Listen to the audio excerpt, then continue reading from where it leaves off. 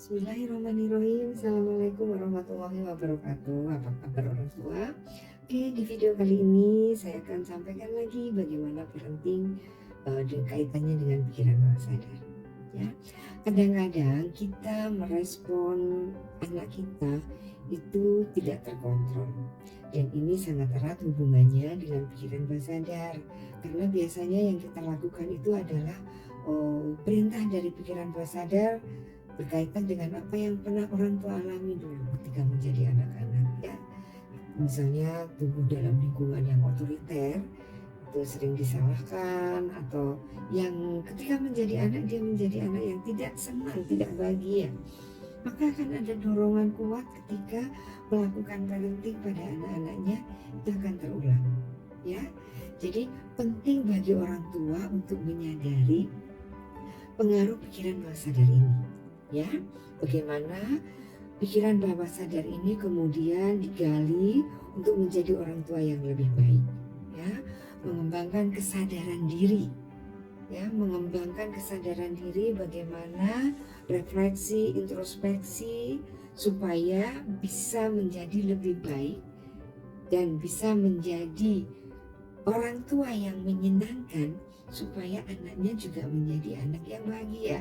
Seperti itu. Kemudian menggantikan pola-pola yang pernah diterima dulu ketika menjadi anak-anak, ya. Ketika diperlakukan oleh orang tuanya seperti dulu tidak nyaman, maka hal-hal yang membuat tidak nyaman itu diganti. Ketika kok susah untuk menggantinya, maka lakukan pada diri sendiri sugesti bahwa bisa melakukan lebih baik untuk anak-anak yang lebih bahagia dibandingkan dirinya dulu ketika menjadi anak-anak yang sekarang menjadi orang tua, ya. Itu selanjutnya, ya, dapat bekerja tuh pikiran bawah sadar, menggantikan pola-pola apa yang sudah di masa lalu alami menjadi lebih positif, ya. Dan itu memberikan kesempatan kepada pikiran bawah sadar kita untuk membentuk pola baru. Tidak hanya itu loh, ya, kita juga dapat menggunakan teknik visualisasi untuk memanfaatkan pikiran bawah sadar di dalam parenting.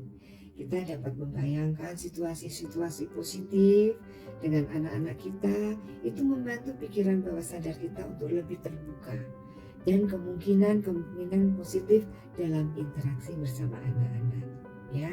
Penting sekali karena penggalian kekuatan pikiran bawah sadar ini memerlukan waktu dan usaha, maka perlu bersabar, tidak ada yang instan, perlu komitmen dan kesadaran untuk menjadi orang tua yang lebih bijaksana, penuh kasih dan efektif dalam mendidik anak-anak kita.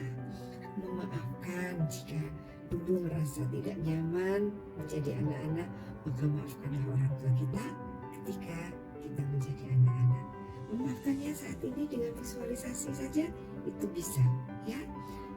Selanjutnya dilakukan dengan hal-hal yang lain, ya, yang sering kita rasakan, yang sering kita lakukan, yang sudah nyaman bisa dilakukan kembali, yang masih belum nyaman maka bisa dilakukan pengulangan dan dibingkai kembali menjadi lebih nyaman.